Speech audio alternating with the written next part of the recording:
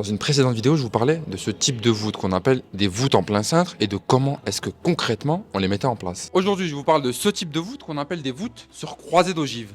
Pour ce faire, on a besoin de 4 piliers entre lesquels on va venir déposer un échafaudage. Cet échafaudage, il va permettre de maintenir un cintre et en fait 2 arcs qui sont croisés pour former cette structure qui va venir maintenir la voûte.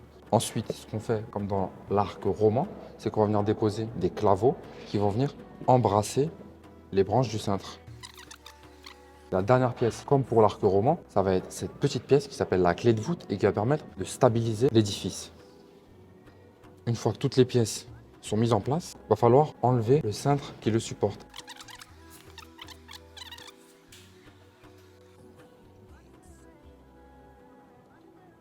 Du coup, une fois qu'on a retiré le cintre, voici ce que ça donne. Une structure qui est maintenue par 4 piliers et qui est fermée par la clé de voûte. Dans les faits, à quoi ça sert? Cette structure, elle est développée de manière très importante au XIIe siècle parce qu'elle permet d'avoir des édifices qui sont beaucoup plus hauts, dans la symbolique chrétienne d'élévation du croyant. En plus de ça, ça permet d'avoir des édifices qui sont très ouverts à l'intérieur puisqu'ils sont maintenus uniquement par des piliers. On n'a plus de murs, on n'a que des ouvertures un peu partout, comme on peut voir ici à la cathédrale de Laon.